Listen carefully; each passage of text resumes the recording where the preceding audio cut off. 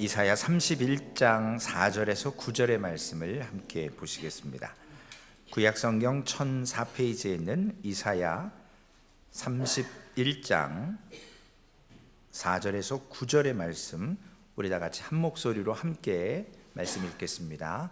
여호와께서 이같이 내게 이르시되 큰 사자나 젊은 사자가 자기의 먹이를 움키고 으르렁거릴 때에 그것을 치려고 여러 목자를 불러왔다 할지라도 그것이 그들의 목소리로 말미암아 놀라지 아니할 것이요 그들의 떠들므로 말미암아 굴복하지 아니할 것이라.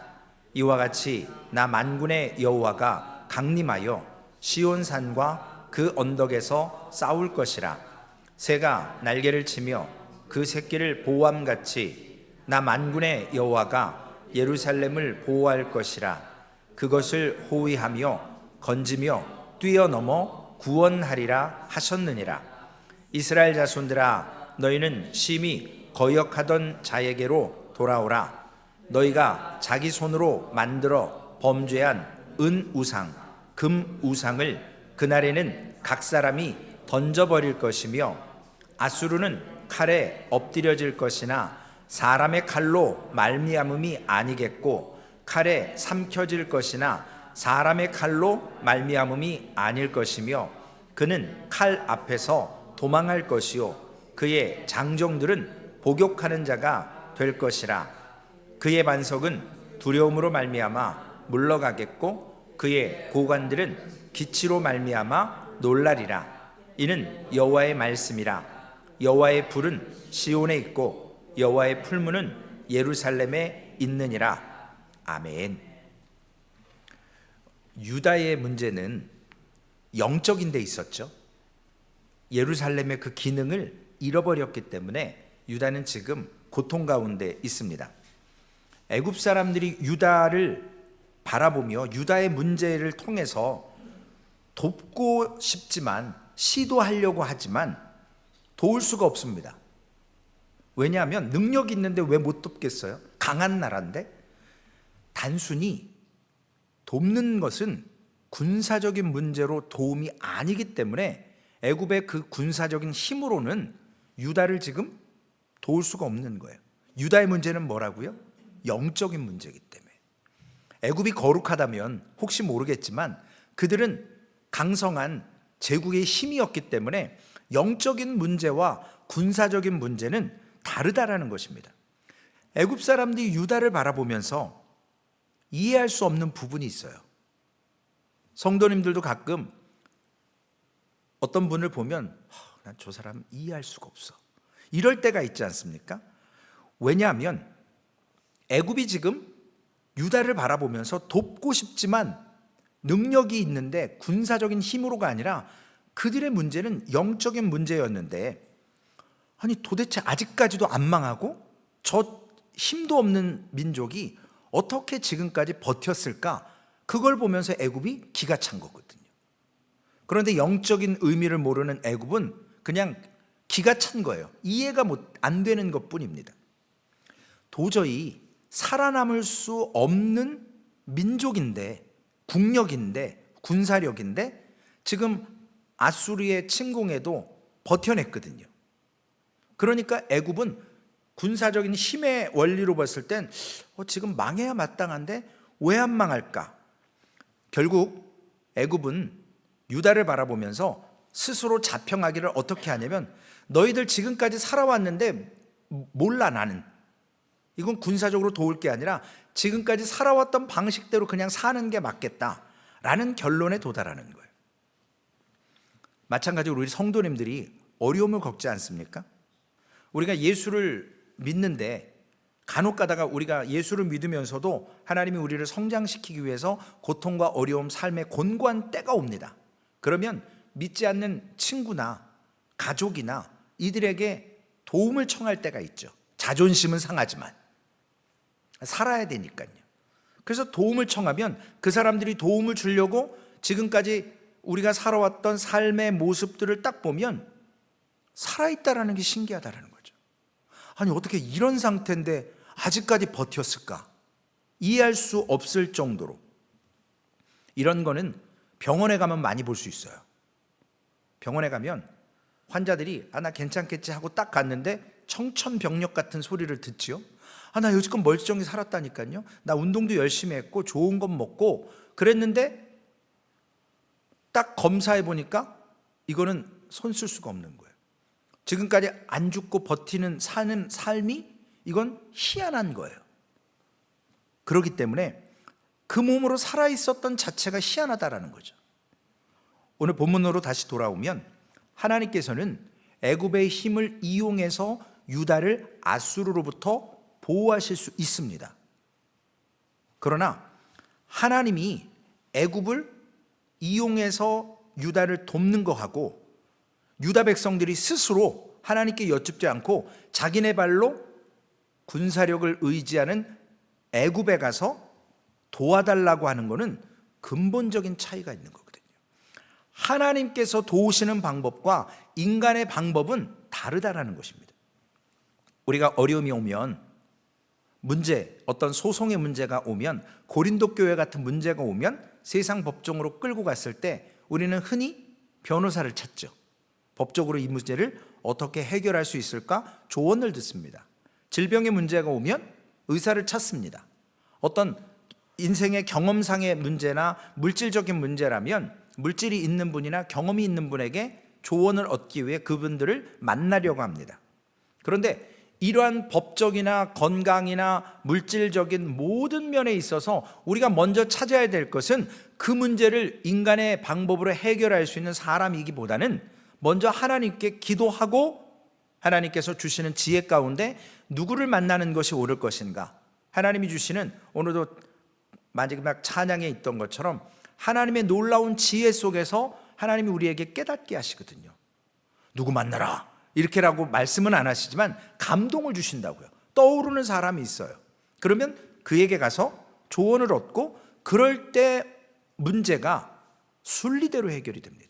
그런데 인간의 방법으로 하나님께 기도하지 않고 내가 생각된 결론을 통해서 누구를 만나서 하면 물론 해결될 수도 있지만 영적인 문제는 그렇게 해결되지 않는다라는 것입니다. 오늘 유다 백성들에게 하나님께서 깨닫게 하시기 위한 두 가지 비유를 말씀하십니다. 먼저 4절 말씀. 4절이 상당히 길더라고요. 제가 오늘 본문을 몇 번 핸드라이팅 손으로 쓰면서 이렇게 하는데 4절이 왜 이렇게 길까? 우리 4절 말씀을 다시 한번 보겠습니다. 여호와께서 이같이 내게 이르시되 큰 사자나 젊은 사자가 자기의 먹이를 움키고 으르렁거릴 때에 그것을 치려고, 즉 사자가 움킨 그 먹거리를 못 먹게 하려고 여러 목자를 불러왔다 할지라도 그것이 그들의 목소리로 말미암아 사자가 놀라지 아니할 것이요 그들의 떠들므로 말미암아 겁준다고 굴복하지 아니할 것이라. 이와 같이 나 만군의 여호와가 강림하여 시온산과 그 언덕에서 싸울 것이라. 사자가요 양 한 마리를 잡아가지고 이렇게 먹고 있는데 목자가 와갖고 막 소리 지르고 막 겁주고 막 스틱으로 때린다 그래도 사자가 어떻게 하겠어요? 이거 봐라, 저거 확 물어버려? 저걸로 먹을까? 이렇게 하지. 왜냐? 사자에게는 힘이 있거든요. 두려움이 없어요. 사람을 잘 두려워하지 않습니다. 지금이야 뭐 총 쏘고 뭐 덫을 놓고 그럴 수는 있지만 오늘 성경의 시대에는 이러한 강한 사자가 먹이를 딱 가졌을 때 놓치지 않습니다. 물고 도망을 가든지 누가 뭐 왕왕거린다고 옆에서 개가 와서 짖으면 확 물어버리죠. 이것이 하나님께서 지금 이스라엘 백성들에게 주는 비유인데, 여러분들이, 이스라엘 백성들이, 유다 사람들이, 우리가 의지하는 힘센 사람이 소리 지른다고 해도 하나님 편에서 눈 하나 깜짝 안 하신다라는 거예요. 사람이 왕왕된다고 하나님이 겁드시겠어요? 저한테 주한이나 태준이가 와서 뭐 이렇게 놀래키고 막 이런다고 제가 속으로 가소롭게 생각하지, 아유 이쁘다 그냥 이러지 제가 겁먹겠냐고요. 근데 등치가 이런 미국 사람이 한 서너 명이 와서 헤이 이러면 제가 도망가요. 힘의 원리에 의해서. 마찬가지로 하나님께서는 애굽이라든지 아수르라든지 이런 나라들이 왕왕거린다고 해서 이스라엘을 보호하려 할 때 두려워하지 않는다는 거예요. 두 번째 비유가 있습니다. 하나님이 강하시기 때문에 아수르의 공격에도 하나님은 유다가 지금 곤란함을 겪긴 하지만 애굽의 태도에 대해서도 겁 하나 안 드신다라는 거예요. 하나님 입장에서는. 왜냐? 하나님께서는 옆에서 누가 뭐라고 그래도 하나님 뜻대로 유다를 지금 훈련시키실 거고 이끌어 가시기 위해서 지금 붙들고 계시기 때문에 그렇다라는 거죠. 두 번째로는 5절에 새의 비유가 있습니다. 5절 말씀에 보면 새가 날개를 치며 그 새끼를 보호함같이 나 만군의 여호와가 예루살렘을 보호할 것이라 그것을 호위하며 건지며 뛰어넘어 구원하리라 하셨느니라. 제가 다큐를 좋아하는데요, 이렇게 새 둥지에 뱀이 꽈리를 틀고 오거나 아니면 어미새가 음식을 이렇게 모이를 이렇게 잡으러 갔을 때 새끼 새가 있을 때 더 큰 새들이 와서 이 새들을 잡아먹고 이럴 때가 있어요. 그러면 어미새가 달라들어가지고 막 깍깍 소리 지르고 쪼고 자기가 죽을지언정 새끼를 보호함에 있어서 전혀 날갯짓을 하고 새끼를 보호할 때는 내가 죽을지언정 두려워하지 않거든요. 마찬가지로 하나님께서 이 새끼가 있는 둥지에 뱀이 쫓아오고 다른 짐승이 헤아려 할 때 어미새가 방어하고 자기가 죽을지언정 날갯짓을 하고 꽥꽥 소리를 지르며 그 짐승과 그 새를 천적을 내쫓으려고 온몸을 다해서 노력한다라는 겁니다. 새보다 더 큰 강한 새나 짐승이 와도 자기 새끼들이 죽는 걸 내버려 두지 않습니다. 마찬가지로 하나님께서도 하나님의 백성들을 연단시키지만 위험에 처해 있지만 그냥 보고만 계시지는 않는다라는 거예요. 적당한. 여러분, 하나님께서 어느 날 이렇게 계시는데 마귀가 딱 찾아와가지고 지상을 다 구경하고 딱 와서 하나님께 여쭙잖아요. 하나님, 동방의 의인이라고 하는 욥이 있는데 그 사람 참 믿음 좋다 그러셨는데 진짜 믿음 좋을까요? 믿음 좋다니까. 마귀가 하나님을 시험하는 건 아니지만 하나님께 제안을 하잖아요. 내가 한번 건드려 보고 싶다는 거죠. 진짜 욥이 믿음이 있는지. 그랬더니 하나님께서 그래, 재산이고 건강이고 다 건드려도 괜찮아. 그러나 생명은 건들지 마. 나머지는 네가 하고 싶은 대로 한번 해봐. 그러니까 욥이 자녀 죽지요, 재산 다 날라가죠, 와이프가 자기를 네가 믿는 하나님 그 입으로 정죄하고 죽어라. 그리고 자신의 몸에도 종기가 나서 막 기왓장으로 긁어도 피가 절철 흘러도 개운하지가 않죠. 친구들 와가지고 회개하라고 막 이렇게 하죠.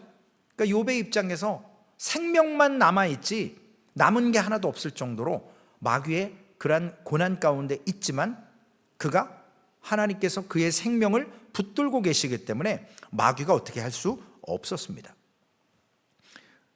마찬가지로 우리 하나님의 백성들에게 유다가 어려움이 있고 아수르가 지금 침공해 오고 이러한 태도를 봤을 때 하나님은 사자의 비유로, 어미새의 비유로 내가 이렇게 돌보고 있기 때문에 놀랄 필요가 없고 두려워할 필요가 없고 하나님께서 반드시 새와 같이 날갯짓을 하든 소리를 지르든 해서 아수르를 쫓아낼 것이라는 거예요. 보호할 것이라는 겁니다.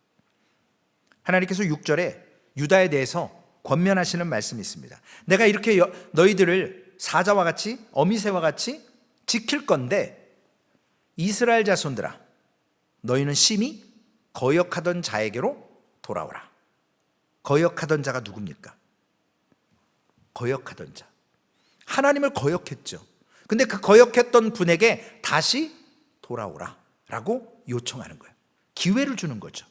여러분, 우리가 잘못했을 때 그 잘못한 걸 우리가 인정하고 우리가 그것을 이렇게 겸허히 받아들이고 그 태도를 보이면 상대방이 기회를 줍니다. 왜냐? 아무리 프로페셔널한 사람이라도 실수할 때가 오거든요. 매번 잘하진 않아요. 기복이 심하지 않을 뿐이지, 에버리지가 있을 뿐이지, 아마추어는 이 기복이 너무 심하거든요. 그러나 프로 선수들은 그 수준을 항상 유지하기 때문에 실수해도 그렇게 큰 실수를 안 해요. 다시금 커버하고 해내거든요. 오늘 우리의 신앙에도 다시금 하나님께서 기회를 주셔서 하나님을 거역했지만 그 하나님께로 돌아오라는 거예요. 요청하고 계십니다. 왜냐, 오늘 설교의 제목이요, 하나님의 특별한 백성입니다. 하나님의 특별한 백성. 애굽을 하나님께서 특별히 사랑하세요. 하나님의 백성의 특징이 있는데요, 그 특징이 뭐냐면 하나님의 백성은요, 내 것이 없어요. 왜냐, 우리가 소유하고 있는, 하나님의 백성이 소유하고 있는 모든 것은 원칙적으로 하나님의 은혜로 베풀어 주신 선물이기 때문에 우리가 잠깐 이 땅에서 누릴 수 있도록 건강이나 물질이나 여러 가지 것을 허락해 주셨던 선물일 뿐입니다.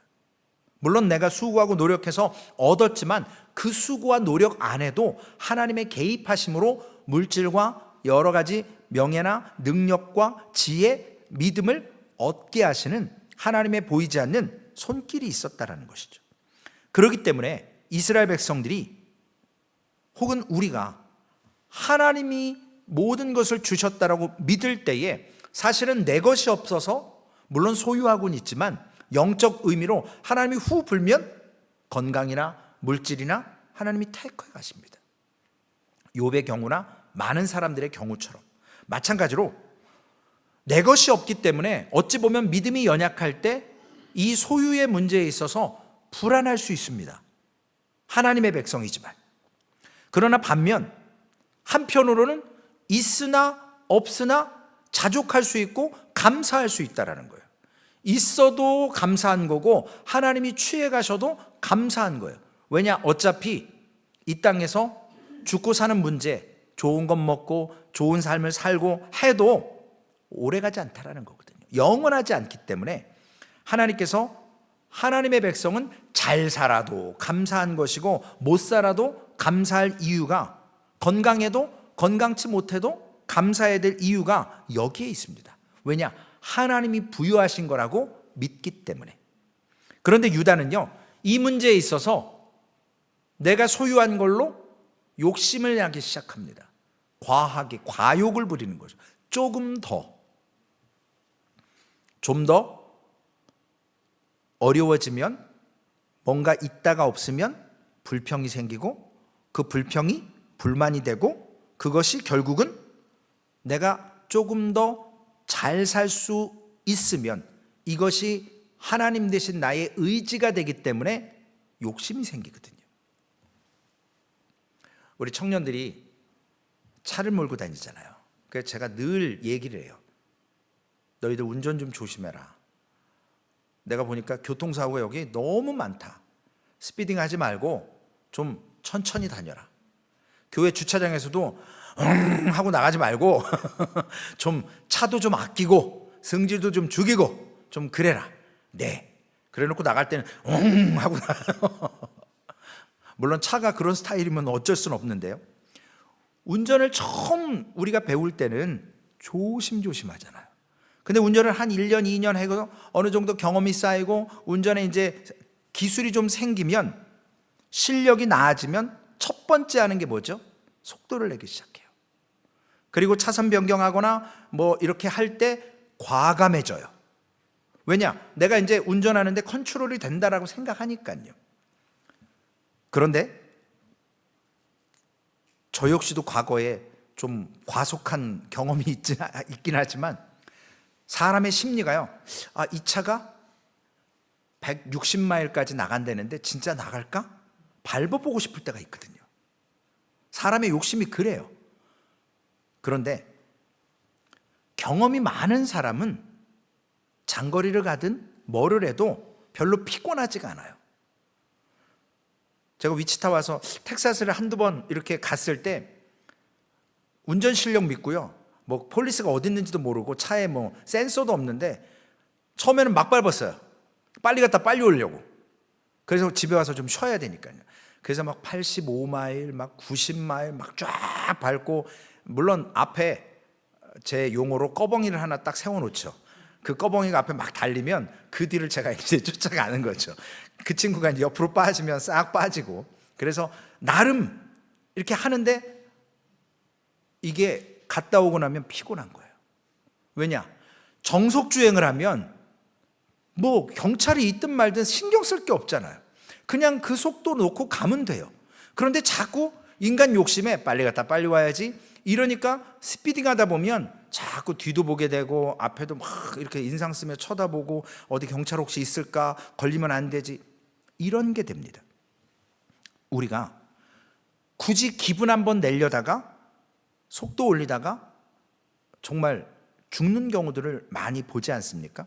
하나님께서 우리에게 주시는 말씀 속에 수도원 같은데, 기도원 같은데 가서 살라라고 원하지 않습니다. 물론 특별한 사람들은 그렇습니다.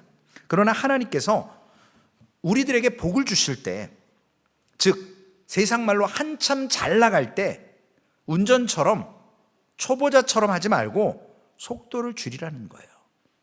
지금 내가 하고 있는 것에서 더 과욕을 부리지 말라라는 거예요. 내 욕심에 도취되면요, 목회도 그렇더라고요. 막 한두 분 교회 와서 새롭게 막 부흥되는 것 같고 그러면 막 목사가 신이 나가지고, 신나죠. 그런데 막 제가 교회에 이렇게 어제인가 그저께도 전화 한 통을 받았어요. 뭐 이상한 전화 보는데 한국 사람인 것 같아서 했더니 여기를 잠깐 방문한다고 막 그러는데 내심 이사 올래나? 그랬더니 잠깐 비짓하는 거예요. 그래서 이제 교회 몇 시 예배냐 뭐 이래가지고 설명을 아주 나이스하게 제가 혹시라도 또 와서 예배 드릴 수 있고 그러니까 이렇게 했거든요. 욕심이 안 생길 수 없어요. 그러나 하나님께서 우리에게 주실 때 사실은 한참 잘 나갈 때, 우리가 정신없을 때, 바쁠 때 속도를 유지할 줄 알아야 되거든요. 저는 경험 안 해봐서 모르지만 사람이 술을 처음에는 사람이 마신대요. 근데 어느 일정 시간 지나면 술이 사람을 마신다고 그러더라고요. 저는 경험 안 해봐서 몰라요. 일명 우리에게 중독이라는 거죠. 그거에 절제가 안 되는 겁니다. 무서운 것이 욕심의 눈이 어두워지면 중독에 빠지는 거예요. 쾌락이라든지 여러 가지 게임이라든지 이러한 운전이라든지. 이번 주일이 지나고 나면 이제 제가 룻기서를 잠깐 하려고 생각을 하는데, 룻기서에 보면 예수님의 모형인 보아스가 나오지 않습니까? 기업 물을 자. 보아스는 베들레헴의 유력한 사람이었습니다. 흉년이 왔다가 풍년이 왔어요. 그럴 때 물 들어올 때 노젓는다고 그러더라고요. 그죠? 잘 나갈 때 한몫 잡아야 되잖아요. 그러니까 막 일꾼들 부려가지고 추수 타작마당 할 때 막 한 톨이라도 더 그냥 해가지고 바짝 곡식을 모아야 되는데, 웬 본이 못 보던 소녀가 있거든요. 그러니까 묻습니다. 저 친구 누구야? 그랬더니 나오미의 며느리고 모압 여인이고 와서 이렇게 하루 종일 이삭을 떨어진 걸 물어보고 죽는다는 거예요. 여러분 생각해 보세요. 욕심이 많았다면, 내가 지금 추수할 때 더 많은 것을 소유하려고 욕심을 부렸다면 룻을 내쫓는 거죠. 나머지 추수하고 그 떨어진 거 종들에게 다시 죽게 해야 되는데, 오히려 내가 지금 주신 풍년에 감사하면서 오히려 종들에게 이삭을 좀 뜯어갖고 일부러 떨어뜨리라는 거죠. 이것이 보아스의 모습입니다. 악착함이 없었어요. 가난한 사람을 돌볼 줄 알고 이방 여자였지만 그에게 은혜를 베풀었습니다. 하나님의 백성이라고 해서 우리가 아무것도 없이 살 수는 없지 않습니까? 그러나 성도들의 삶 속에서 하나님에 대한 감사를 잃어버리는 것, 잃어버리지 않는 것, 이것이 우리의 지금 신앙의 건강 상태의 표지판과 같은 거예요. 내 입술에 지금 감사가 없다? 자꾸 저 인간 저거 왜 저렇게 하지? 저 사람의 자꾸 티만 보이지? 그러면 나는 지금 은혜가 없는 거거든요. 그럴 때 빨리 회개하고 돌이켜야 됩니다. 하나님 앞에 무릎을 꿇어야 돼요. 감사가 없어지면 그 다음에 찾아오는 게 뭐죠? 불만과 불평과 지적과 간섭과 내가 다 매니지먼트 해야 되는 것처럼, 내 오도에 따라야 되는 것처럼 이렇게 생각합니다. 하나님으로부터 멀어졌다라는 증거예요. 감사가 없다라는 것은. 여러분의 입술에 오늘 감사가 있으셨습니까? 여러분의 삶에 진짜 감사가 있었는지 우리가 돌아봐야 되고요. 그럴 때 우리가 하고 있던 일들을 잠시 멈추고 하나님께 돌아와서 하나님께 나의 삶을 감사를 회복할 수 있도록 하나님과의 관계를 바르게 세우고 나에게 불평과 불만, 그 쓴뿌리 이걸 제거하는 작업을 해야만 다시 내 입술에 감사가, 하나님 주신 은혜를 생각하고 선물로 받아서 욕심 부리지 않을 수 있습니다.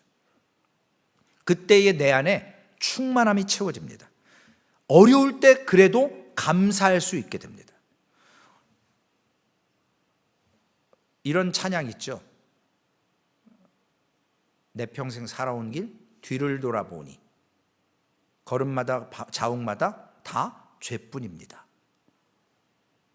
우리가 뒤를 돌아보면 하나님 앞에 심히 거역했던 삶을 살았었던 때가 분명히 있었을 겁니다. 예수 믿기 전에도 예수를 믿은 후에도. 그러면 어떤 때는 무지해서 하나님을 대적한다고 하면 하나님이 이해해 주실 거예요. 어린아이와 같았을 때. 그러나 알면서도 어떤 때는 하나님을 대적하기도 할 때가 오거든요.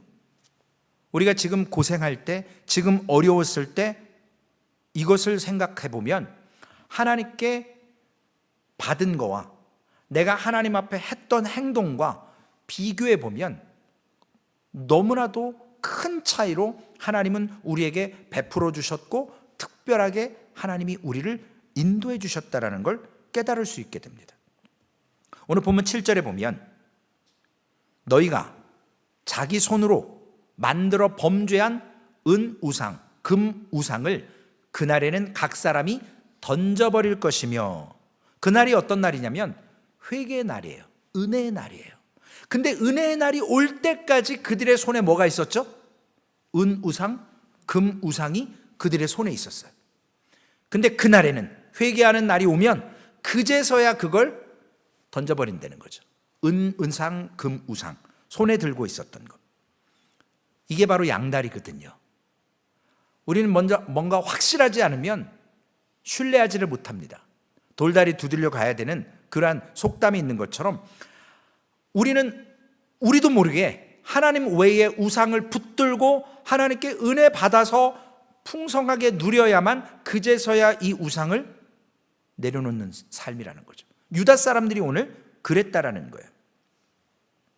그들은 그때까지도 은과 금이 자신들을 윤택하게 해줄 줄 알았고 자신들을 지켜줄 줄 알았고 어려울 때 이걸 통해서 자신들이 설 수 있을 것 같은 착각에 빠졌기 때문에 하나님을 경험하고 나서야, 하나님을 의지하고 나서야 그제서야 이걸 내려놓는다는 것입니다.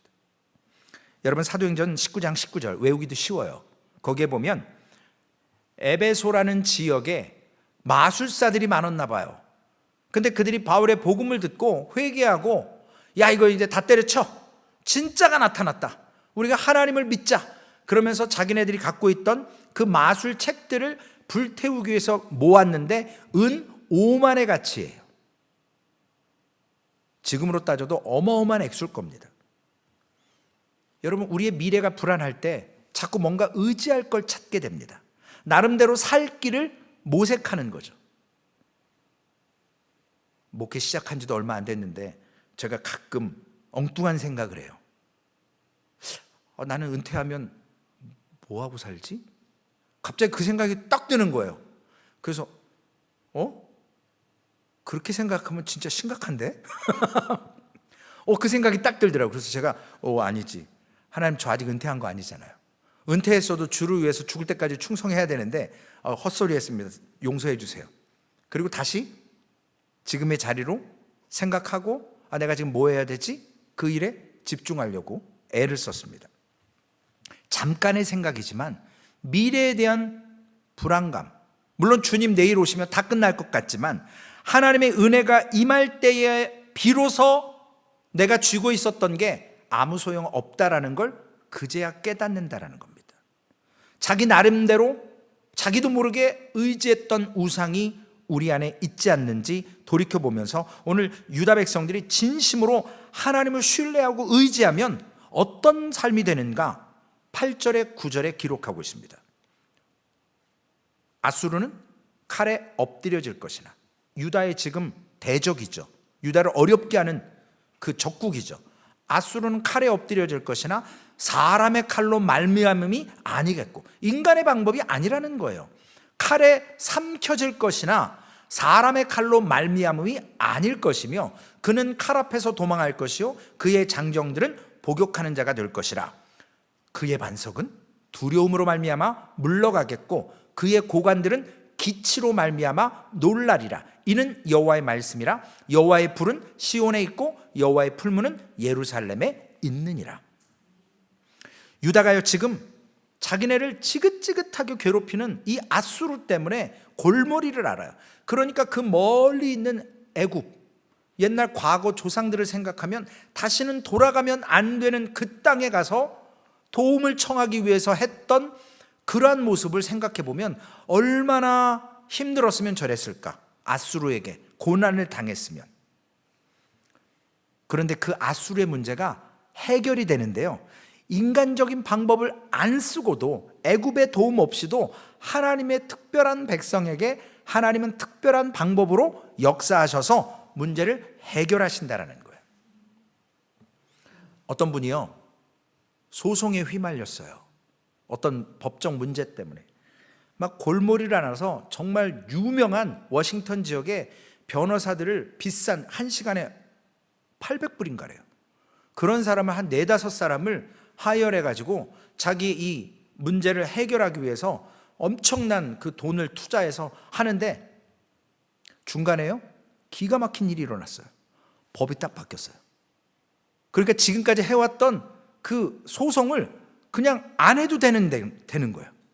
그것 때문에 그 시간당 800불짜리의 변호사들을 몇 사람을 고용하고 한두 시간에 안 끝나잖아요. 그것 때문에 골머리가 아파서 교회 와서 잠도 안 자고 막 기도하고 나가서도 손에 일이 안 잡히고 돈으로 해결될 수도 없고 막 이러는데, 갑자기 정부에서 법을 딱 바꿔갖고요, 그 일이 그냥 다 디나이 됐어요. 아무 뭐 없는 일로 그냥 끝나버렸어요. 왜냐? 법이 바뀌었거든요. 여러분, 이거 뭘로 해결할 수 있어요? 사람의 방법으로 안 되는 거예요. 그렇게 노력을 했지만 시달렸던 문제가 한순간에 해결됩니다. 우리가 기억해야 될 것은 바로 이겁니다. 하나님은 나를 힘들게 하는 문제보다 훨씬 더 능력 있고 크신 분이라는 거예요. 그런데 우리는 전적으로 모든 문제의 해결이 하나님 안에 있다라고 믿지만, 나에게 어려움이 찾아왔을 때 먼저 변호사를 찾고 의사를 찾고 상담자를 찾고 세상으로 자꾸 달아나려고 해요. 하나님 앞에 와야 되는데. 이것이 우리의 연약함이자 유다의 연약함이었습니다. 근데 하나님이 그 아수르를 사람의 칼이 아니라, 열왕기하 19장 35절에 보니까요, 이 밤에 여호와의 사자가 나와서 아수르 진영에서 군사 18만 5천 명을 친지라. 아침에 일찍 일어나 보니 다 송장이 되었더라. 이스라엘 백성들 아무것도 안 했어요. 근데 자꾸 눈 떠 보니까요, 여호와의 사자가 딱 와갖고 아수르 진영에 18만 5천 명을 딱 쳐서 다 송장 만들어 놨어요. 한 게 없어요. 하나님이 하셨어요. 근데 그걸 보는 사람들이 있다라는 거예요, 여러분. 그런데 오늘 9절 말씀해 보니까 그의 반석은 두려움으로 말미암아 물러가겠고, 우리 흔히 성경에서 반석 그러면 예수님인가? 아니요, 문맥을 잘 봐야 돼요. 여기에서 반석은요, 아수르 왕을 얘기하는 거예요. 반석처럼 흔들리지 않을 것 같은 그 아수르의 강함이 갑자기 겁을 집어먹고 물러간다라는 거예요. 왜냐? 어떻게 했길래요? 아수르 왕 사네립이 반석과 같은 사람이어서 그를 함부로 할 권세가 없었어요. 그나마 애굽이 한번 해볼까 했는데 애굽이 돕지를 못합니다. 애굽의 말과 마병이 와서 한번 해볼 수 있으면 해보려고 했는데 하나님이 막으세요. 왜냐? 하나님이 유다를 지키시니까요. 근데 사네립이요, 자기가 그랬거든요. 이건 내가 가야지 누가 나를 오라가라 할 수 없다라는 거예요. 그런데 하나님께서 역사하시니까 사네립이 스스로 자기 발로 물러가게 됩니다. 왜 물러갔을까요? 사네립 마음속에 하나님께서 두려움을 주셨어요. 두려움. 사람이 주는 두려움이 아니라 하나님이 두시는 걱정과 두려움을 딱 가지니까 소문이 났으니까 쫓아간 거예요. 우리가 흔히 손 안 대고 코 푼다 그러잖아요. 그런 것처럼 이스라엘 백성들은 그냥 오늘 죽을까 내일 죽을까 이러고 있었는데 멀뚱멀뚱 있다가 자다가 눈 떠보니까 18만 5천 명이 죽어 있고요. 그 반석과 같이 여겼던 세상의 그 누구도 함부로 못하는 그 사내립이 자기 발로 소문의 두려움에 의해서 가버렸어요. 그리고 사내립 어떻게 합니까? 죽어요. 유다 사람들 음성 한마디, 활 하나, 창 하나, 돌 하나 안 던졌습니다. 하나님께서 아수르를 깔끔하게 특별한 방법으로 내쫓으셨습니다. 그런데 그의 고관들이 그 기치로 말미암아 놀라리라. 기치가 뭐냐면 사인이거든요. 신호. 하나님의 역사하심을, 하나님의 운행하심의 일을 본 사람들이 있다라는 거예요. 이것을 볼 줄 아는 영안의 눈이 띄어져야 합니다. 우리가 시대의 흐름을 봐야 되잖아요. 제가 옛날에 돈의 흐름, 영적 흐름 이런 설교를 한 적이 있는데요. 진짜 월스트리트나 이 경제권을 쥐고 있는 사람들, 제가 최근에 미국 그 뉴스를 봤는데 미국 3대 부동산 회사가 있더라고요. 저는 난생 처음 들어봐요. 근데 이 세 회사가 자기네끼리 또 주식을 서로 갖고 있어서 사실은 한 회사래요. 이름만 3개인데 미국의 60%의 주택을 이 세 회사가 다 갖고 있다고 그러더라고요. 앞으로는 더 할 거래요. 그래서 집값이 계속 올라가는 거라는 거예요. 제가 그 모습을 딱 들으면서 그렇구나. 저는 관심이 없으니까요. 그런데 그런 보이지 않는 기치가 있거든요. 힘의 운행이 있거든요. 끝으로 우리는요, 하나님께서 이 주신 말씀처럼 이는 여호와의 말씀이라. 여호와의 불은 시온에 있고 여호와의 풀무는 예루살렘에 있느니라. 이렇게 말씀하십니다. 여호와의 불을 누가 끄겠어요? 여호와의 불을 감히 누가 끄겠냐고요? 끌 수가 없습니다. 여호와께서 만군의 여호와이시기에 예루살렘을 특별하게 선택하셨고 감히 누가 공격하지만 하나님이 지키시기 때문에. 오늘날 교회도 마찬가지예요. 우리 성도님들이 교회를 지키시거나 목사가 지키는 건 아니지만 우린 믿음으로 예배하는 장소로 쓰죠. 성령께서 지키시는 교회를 공격하면 그 공격하는 사람 사내립이나 아수르처럼 그렇게 됩니다. 성령이 운행하시는 교회를 감히 함부로 하는 사람은요, 절대 하나님이 내버려 두지 않으세요. 반드시 하나님이 심판하십니다. 그렇기 때문에 우리는요, 문제가 있을 때 하나님께로 먼저 맡기고 우리가 해결된다 안 된다 걱정하고 의심할 필요가 없습니다. 하나님의 때에 하세요. 우리가 다뤄지고 우리가 훈련되고 우리 입으로 회개하고 우리가 하나님 앞에 다듬어져 갈 때 그것까지 없다면 우리가 감히 하나님 앞에 엎드릴 수 있겠냐는 거예요. 감사할 수 있겠냐는 거예요. 중요한 것은요, 하나님이 우리의 실제적인 도움이시라는 거예요. 물론 눈에 보이게 물질이나 건강이나 세상의 인맥이나 이런 것들이 우리를 도울 것 같지만 하나님의 백성은 진정으로 하나님을 신뢰할 때 능력이 있어지는 것입니다. 내가 해결하려고 했던 은우상, 금우상은 은혜 받으면 더 이상 능력이 없어지고 버려질 존재가 됩니다. 고철의 모습입니다. 우리의 도움 되시는 오늘 하나님을 통해서 그 하나님의 말씀이 선포되는 교회, 우리의 심령에 아무도 이 불을 끌 자가 없습니다.